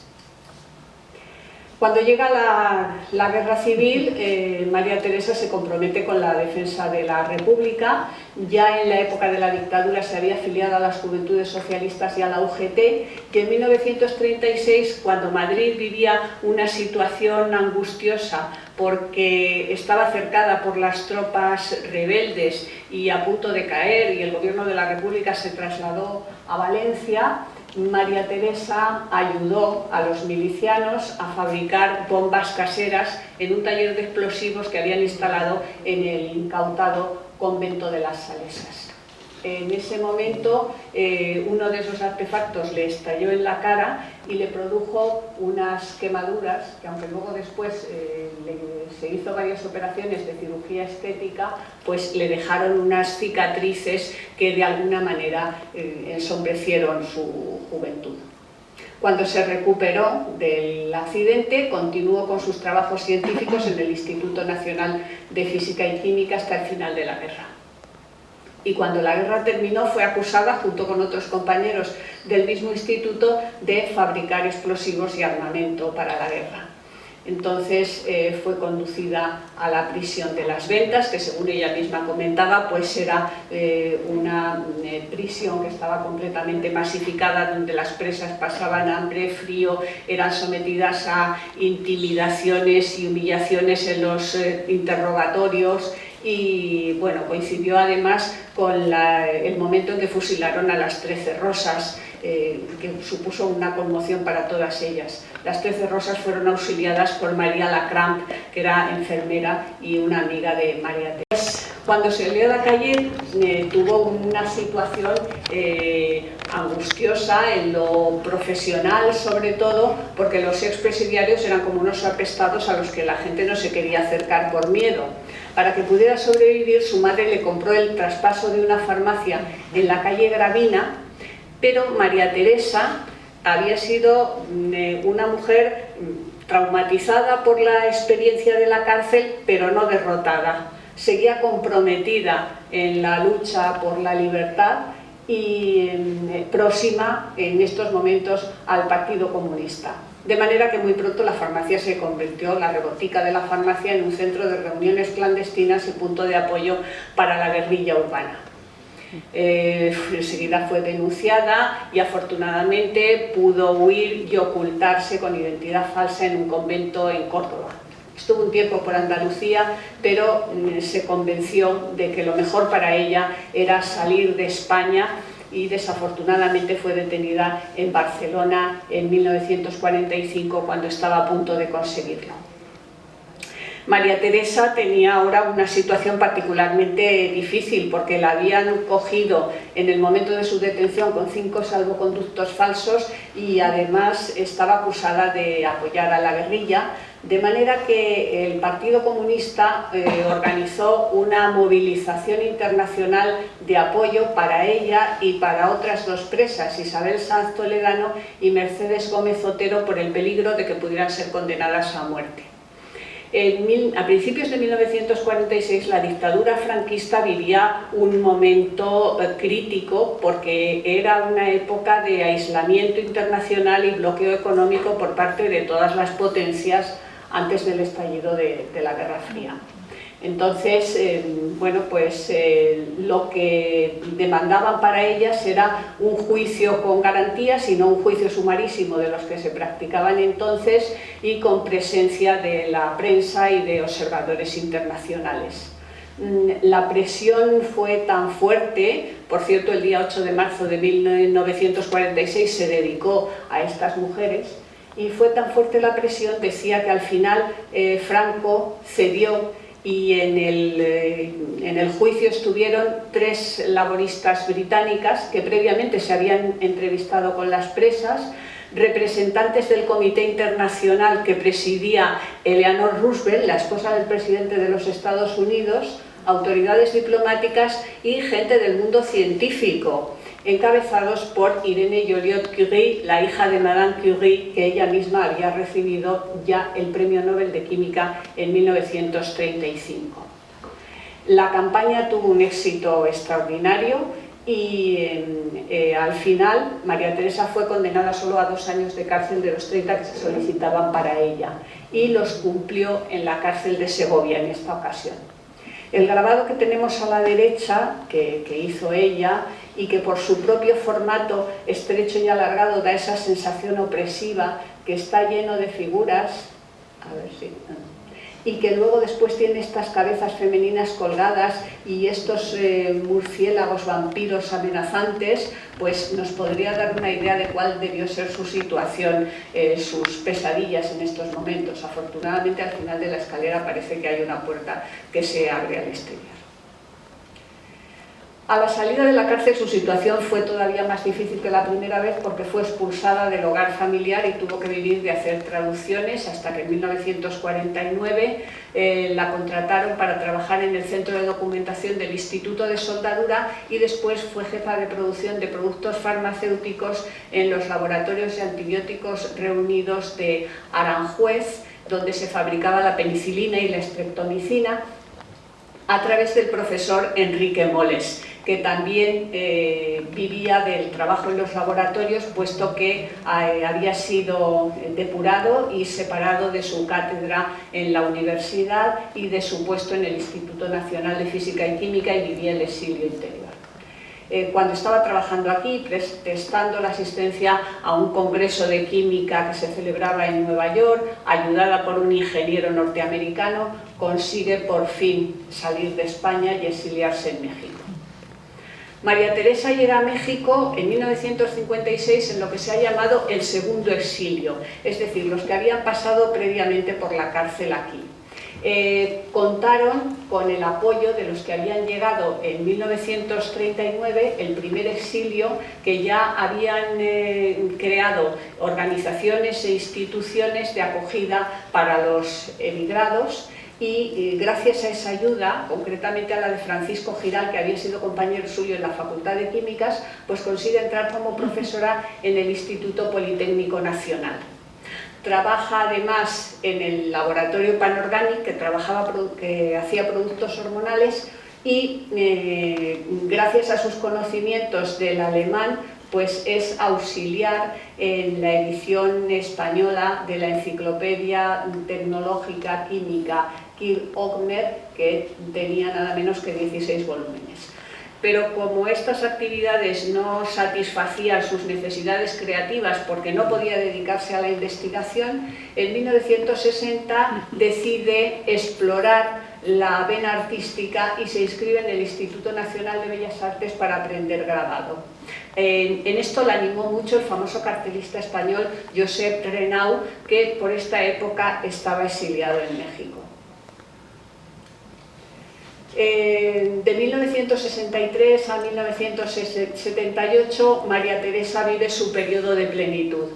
Consigue entrar en la Universidad Nacional Autónoma de México, triunfa como grabadora y conoce al músico Lan Adomian, quien será su esposo.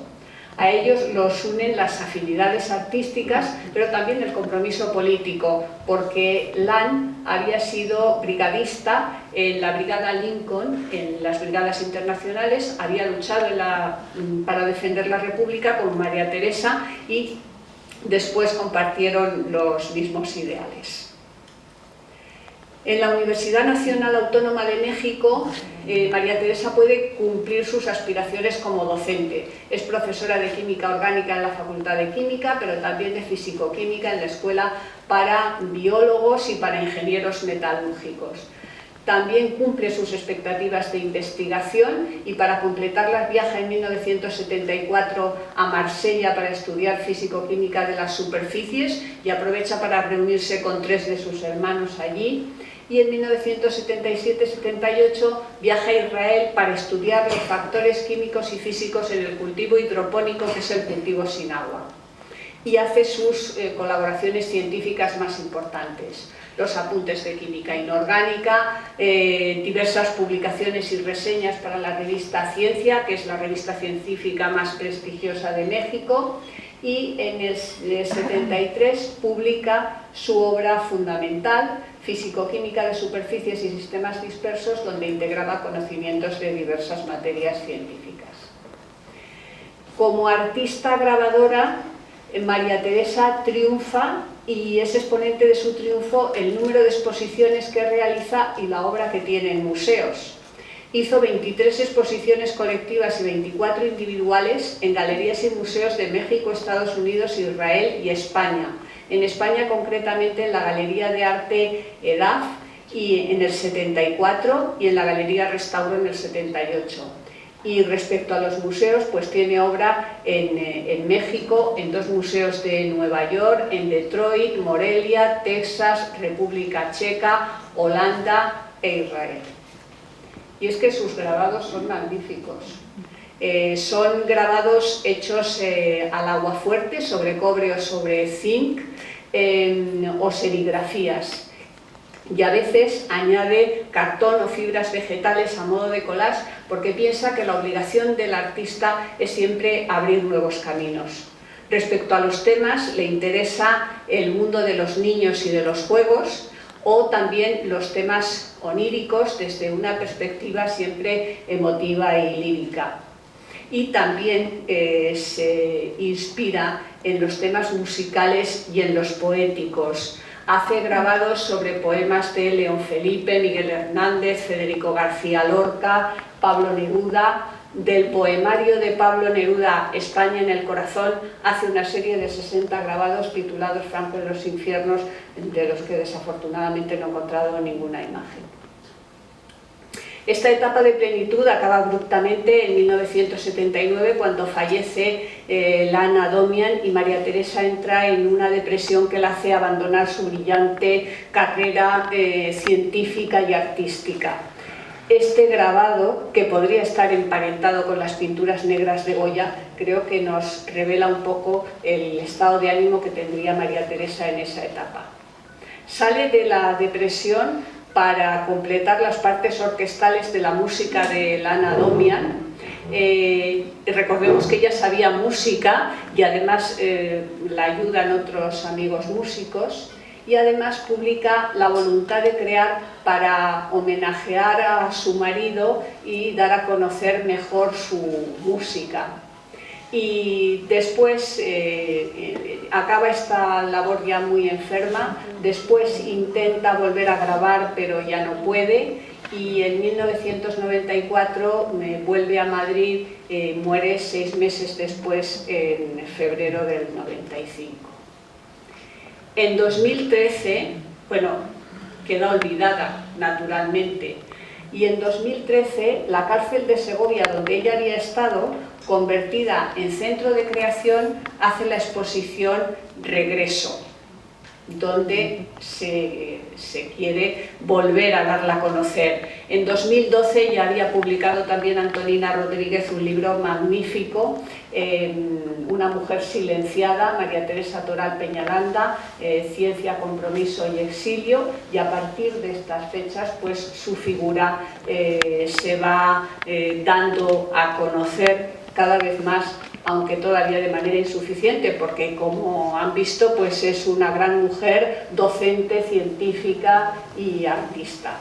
Y bueno, pues yo esta tarde he querido homenajearla para ustedes. Así que muchas gracias.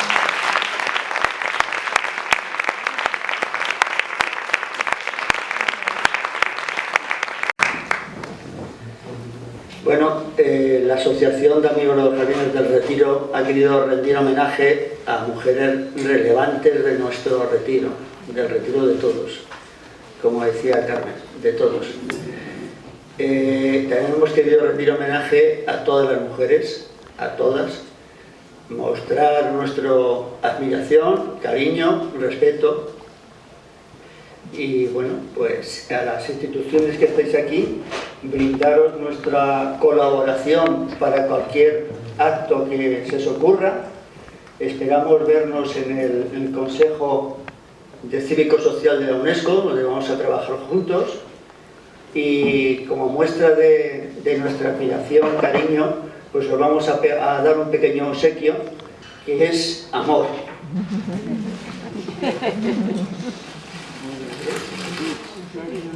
Es un libro y unas rosas.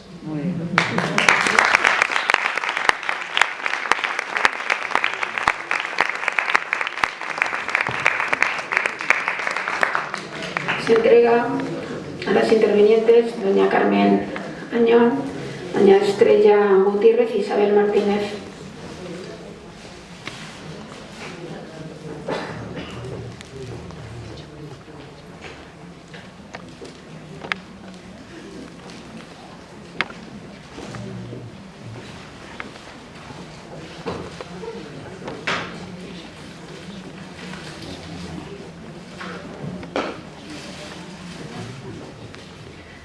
Se entrega a doña Asunción Fuente, doña Marina Rodríguez, doña Victoria Crespo y doña Encarna Martínez. Muchas gracias a todos.